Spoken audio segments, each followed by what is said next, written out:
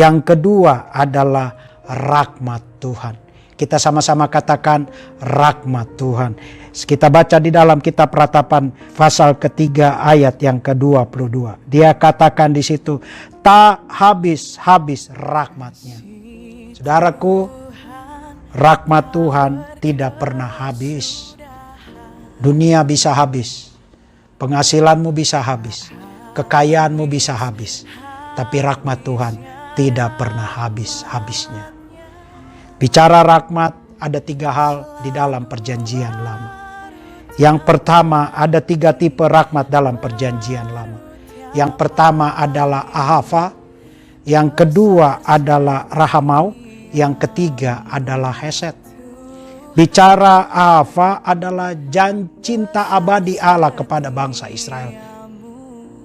Dan bicara rahamau, bicara mengenai koneksi ibu.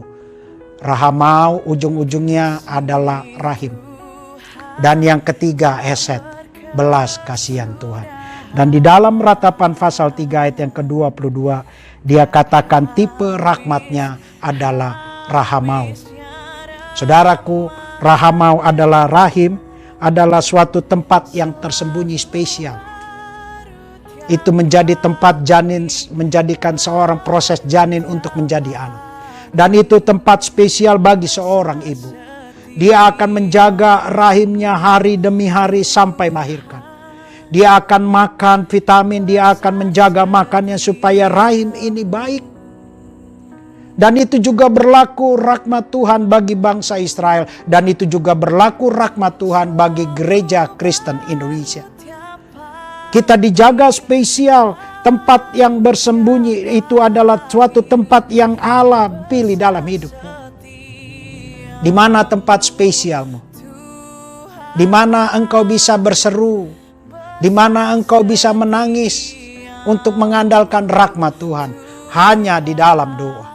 Itu tempat spesialmu menjadi rahmat Tuhan. Engkau berkomunikasi dengan Tuhan. Engkau butuh pertolongan kepada Tuhan. Masa ini masa yang sulit dalam ujianku. Tapi kami yakin dan percaya rahmat Tuhan tampil turun di dalam kehidupan orang percaya. Kita berjalan bersama Tuhan untuk mengalami ujian ini. Kita berjalan bersama Tuhan untuk menjadi pemenang.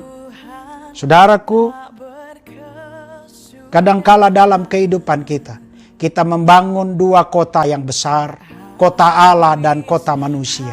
Tetapi jujur dalam kehidupan kita lebih banyak membangun kota manusia. Kita sering mengandalkan kekayaan kita. Sehingga bangsa Israel dihancurkan dengan tembok Yerusalemnya, dihancurkan bait Allah. Supaya itu tidak menjadi kesombongan mereka. Mereka percaya dengan bait Allah ada hadirat Tuhan. Mereka menjadi sombong rohani. Tembok-tembok kemampuan mereka dihancurkan oleh bangsa Babel. Dan itu ujian bagi kita dan berlaku juga bagi saudara.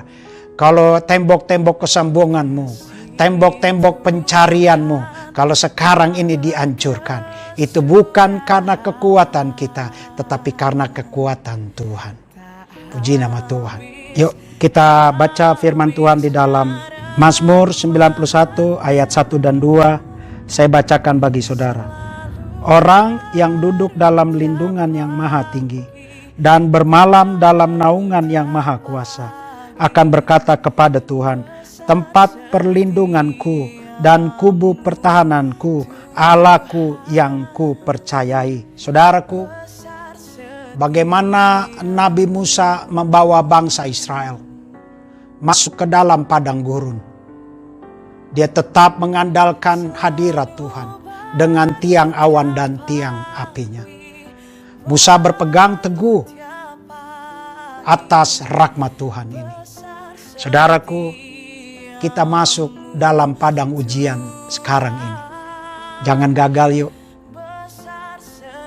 Jangan gagal. Ini ujian bagi saudara dan saya. Andalkanlah rahmat Tuhan. Rahamau. Di mana tempat engkau berada, berdoalah. Tempat itu menjadi rahmat Tuhan. Jangan meminta-minta dari orang lain.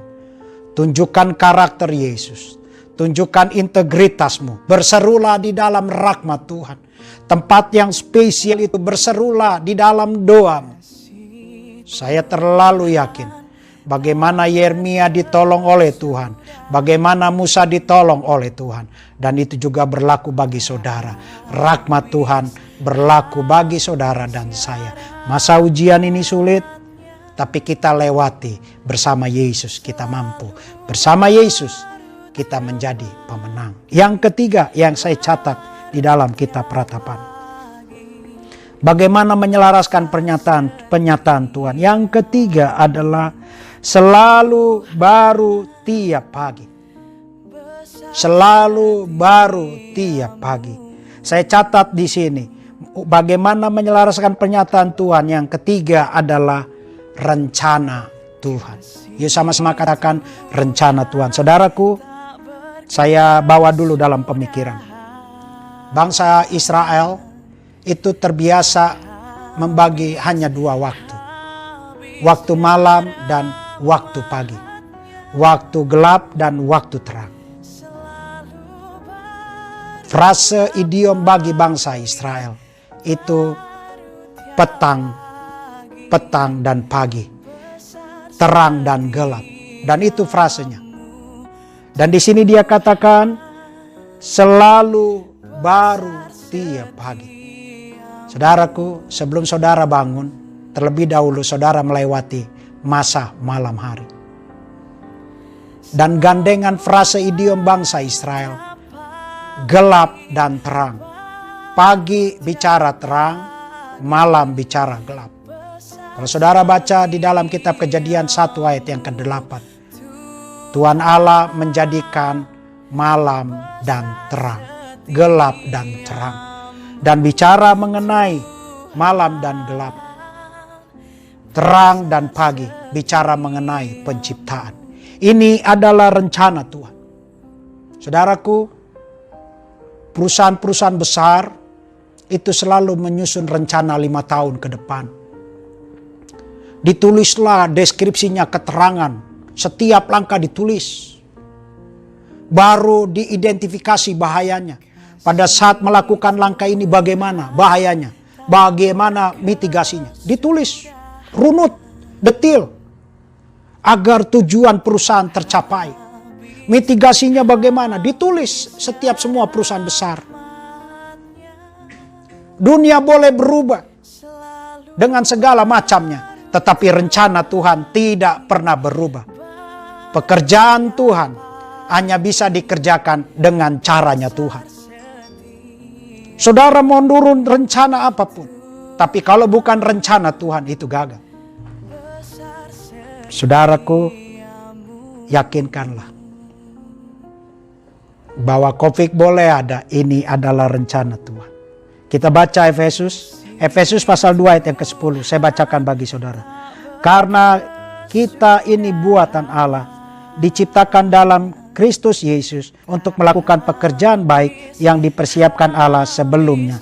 Ia mau supaya kita hidup di dalamnya. Saudaraku, bicara Efesus, bicara mengenai gereja Tuhan. Bicara Efesus, bagaimana rencana Tuhan itu terjadi bagi gereja Tuhan. Siapa gereja Tuhan sekarang ini? Saudara dan saya. Rencana Tuhan itu ada bagi saudara sebagai gereja Tuhan. Ini harus muncul. Saudaraku, 3 tugas gereja. Yang pertama adalah bersekutu. Yang kedua adalah melayani. Yang ketiga adalah bersaksi. Tiga tugas gereja ini tidak boleh putus dalam hidupmu. Yang sekarang adalah tugas gereja adalah melayani. Saudaraku, rencana Tuhan terjadi bagi saudara dan saya. Artinya apa? Yuk kita bangun kekuatan satu dengan yang lain. Tiba saatnya kita membantu saudara kita yang tidak mampu. Kita bantu mereka supaya hidup dalam kasih karunia Tuhan. Saudaraku, bicara Efesus adalah bicara bagaimana pelayanan Paulus di kota Efesus, khususnya bagi orang gereja. Bagaimana pelayanan gereja? Ini adalah masa gereja tampil, di mana gereja ini harus tampil pada masa ujian ini. Tugas gereja yang paling besar adalah melayani. Yang kedua adalah bersekutu. Yang ketiga adalah bersaksi. Tiba saatnya kita melayani. Jangan bertolak belakang, jangan hanya diam saja. Rencana Tuhan juga terjadi bagi gereja Tuhan sekarang ini secara komunitas yang ada. Kita harus tampil untuk menyelaraskan penyataan Tuhan. Tampil di situ Rasul Paulus katakan, karena kita buatan Allah diciptakan dalam Yesus Kristus. Saudaraku, ini bukan pekerjaan jasmani, ini bukan pekerjaan fisik, tetapi ini adalah pekerjaan roh. Kalau kita diizinkan untuk melakukan pekerjaan baik, lakukanlah itu. Saudaraku, dalam bahasa Indonesia sehari-hari, terjemahan BIS, saudara lihat di situ, melakukan pekerjaan baik. Tetapi di dalam BIS telah diterjemahkan di situ, telah disiapkan perbuatan baik. Artinya apa? Allah mempunyai list perbuatan baik. Sedemikian banyak list itu ada dalam listnya Allah. Saudara mau berbuat baik sekarang udah ada dalam masa listnya Tuhan. Jadi jangan bilang saudara berbuat baik karena keinginanku, tidak. Itu keinginan Allah adalah rencana Tuhan. Listnya ada Tuhan. Di situ katakan telah disiapkan oleh Tuhan bahwa kita mempunyai list untuk berbuat baik. Yuk tampillah gereja Tuhan untuk berbuat baik.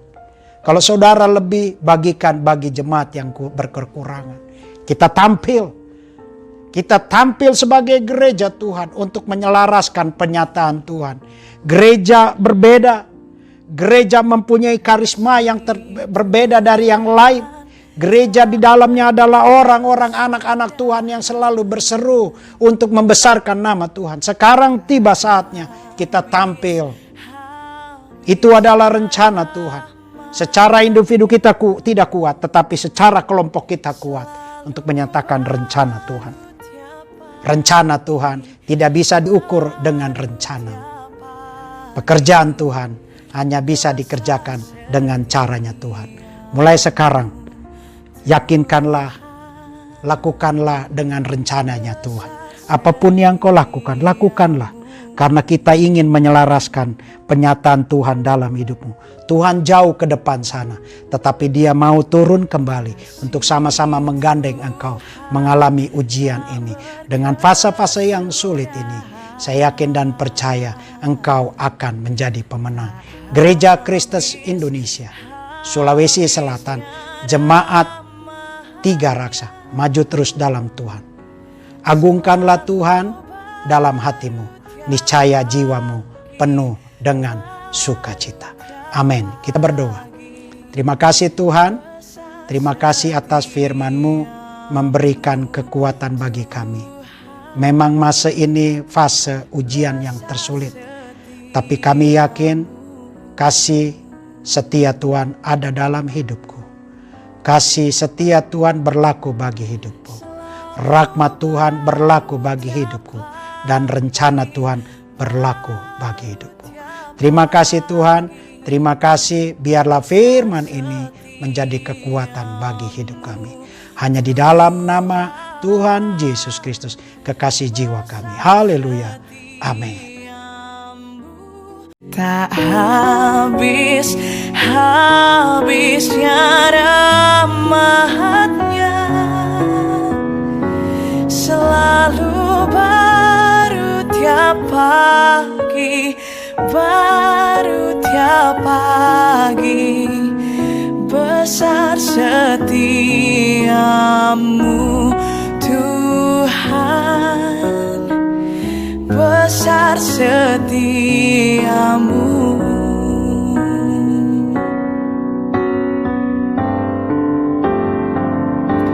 Selalu baru tiap pagi, baru tiap pagi.